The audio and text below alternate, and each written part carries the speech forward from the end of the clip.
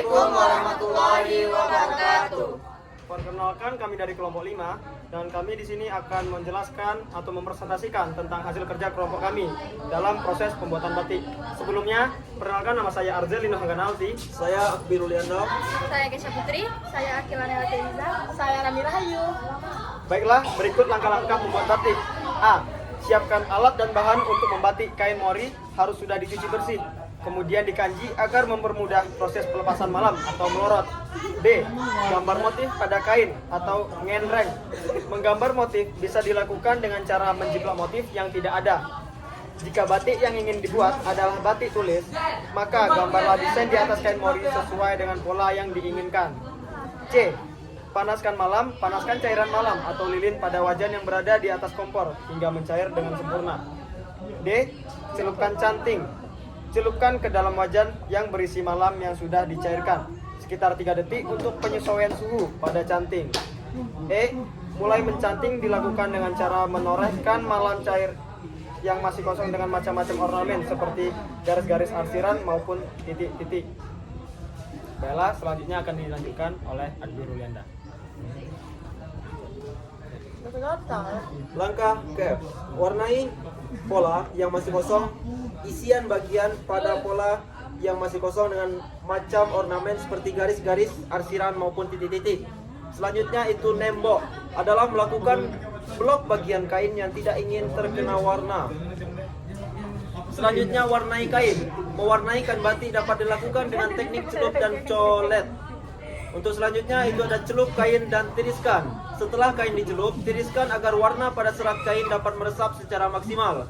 Selanjutnya, melorot adalah proses menghilangkan atau melepaskan malam pada kain. Langkah seterusnya itu adalah cuci kain batik dengan air bersih untuk menghilangkan sisa-sisa malam yang masih menempel. Nomor 2. Jelaskan perbedaan antara batik tulis dan batik cap. Karena batik tulis dibuat secara manual, motif-motif yang dihasilkan biasanya lebih kompleks, detail, dan variatif. Batik tulis seringkali memiliki motif yang lebih halus dengan transisi warna yang lebih lembut. Di sisi lain, batik cap cenderung memiliki pola yang lebih sederhana dan berulang-ulang. Dan terletak pada perbedaan alat yang digunakan. Batik tulis menggunakan canting dan relatif pembuatannya lebih lama. Sedangkan batik cap menggunakan cap dari logam yang pembuatannya relatif lebih cepat. 3. Pentingnya sikap tahap dalam proses pembuatan batik. Karena setiap tahap memiliki fungsi masing-masing, sehingga motif dihasilkan bisa sesuai dengan yang diinginkan, dan membatik membutuhkan kesabaran dan ketelitian yang tinggi. Bagian 2. Perbandingan batik tulis, cap, dan kombinasi.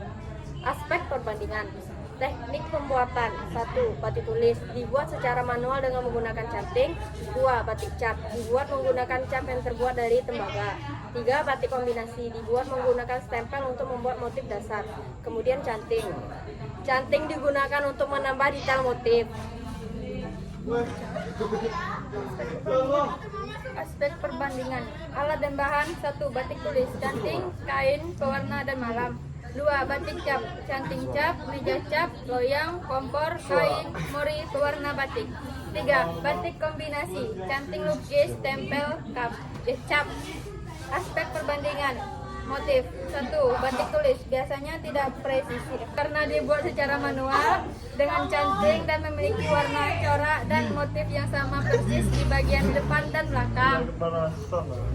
Batik cap. Motif batik cap rapi, besar, teratur, dan berulang karena menggunakan alat bantu cap dan memiliki warna.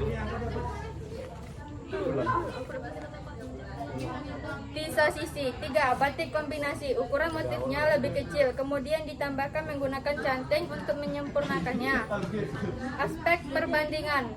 Waktu pembuatan. 1. Batik tulis memakan waktu 2-3 bulan. 2. Batik cap memakan waktu maksimal 3 hari. 3. Batik kombinasi pastinya memakan waktu lebih lama.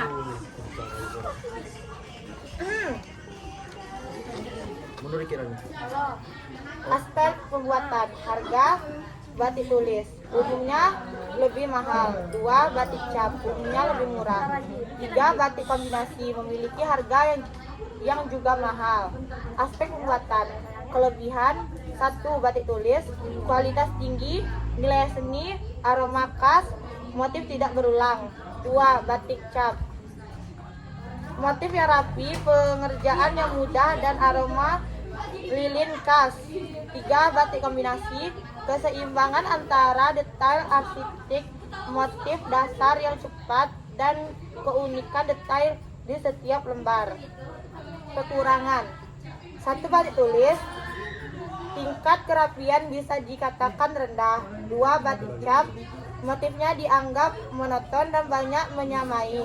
3. Batik kombinasi, pengerjaan sedikit lebih lama dari 2 batik lainnya. Sekian, terima kasih. Sekian presentasi dari kelompok kami tutup dengan Wassalamualaikum warahmatullahi wabarakatuh.